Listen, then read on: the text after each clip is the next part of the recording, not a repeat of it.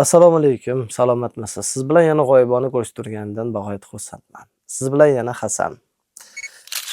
U payg'ambar sollallohu alayhi va sallam haqida bunday deydi: Hech kim Hazrati Muhammad alayhisalom qadar o'z tamoyillariga sodiq qola olmaydi. Avropaga nasib etgan jamiki yutuqlar, biz ishlab chiqargan barcha qonun-qoidalar, islom madaniyatlari va nizomlari oldida nuqsonlidir. Biz Avropa millatlari garchi madaniy imkonlarimiz keng bo'lishiga qaramay, Hazrati Muhammad sollallohu alayhi va sallam so'nggi pilla poyasigacha chiqib borgan zinaning bor yo'g'i birinchi pog'onasidamiz xolos. Bu bahsda hech kim u zotdan o'tib keta olmaydi. Zotan bu haqiqat. Mashhurlarning so'nggi damlari Burxon Bo'zgek tomonidan taqdim qilingan kitob.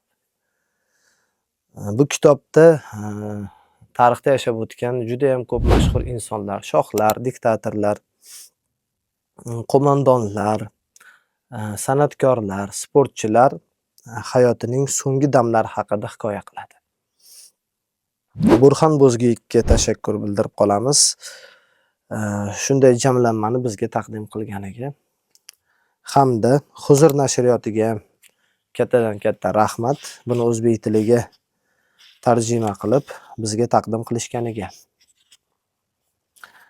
Muallif haqida qisqacha ma'lumot.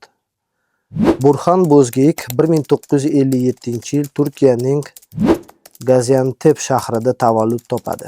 Yoshligidanoq ilm yo'lidan borib, yetuk arboblar qo'lida ta'lim oladi. 1979-yil Istanbul universitetini adabiyot fakultetini turk tili va adabiyot bo'limini tamomlaydi. Oliy o'quv yurtini bitirgach, ijod yo'lidan borishga qaror qiladi. Qariyb 40 yil mobaynida jurnalist va yozuvchi sifatida matbuot sohasida faoliyat yuritadi. Bu vaqt oralig'ida 104 ta kitob, gazeta va jurnallarda esa 5000 dan ziyod maqolalarni chop etadi. Mashhurlarning so'nggi damlari adibning o'zbek tiliga tarjima qilingan ilk asaridir. Men o'qib chiqdim bu kitobni. Shaxsan o'zim juda ham ko'p fikr qilishga tarixiy manbalarni oldim. Hammamiz ham bir kun vafot etamiz. Allohim hammamizga xayrlisini bersin.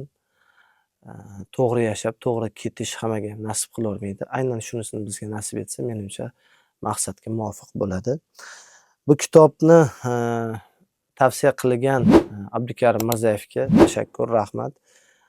Shunaqa insonlar tavsiya qilib, shu qaysidir ma'noda reklama qilib tursa, bizga oddiy aholiga yaxshi bo'ladi.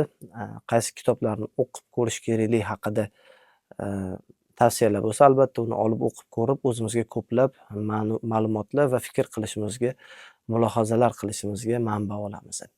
Tavsiya qilaman, mashhurlarning so'nggi damlarini olib o'qib ko'ring va fikrlaringizni kommentariy bo'limida yozib qoldiring. Salomat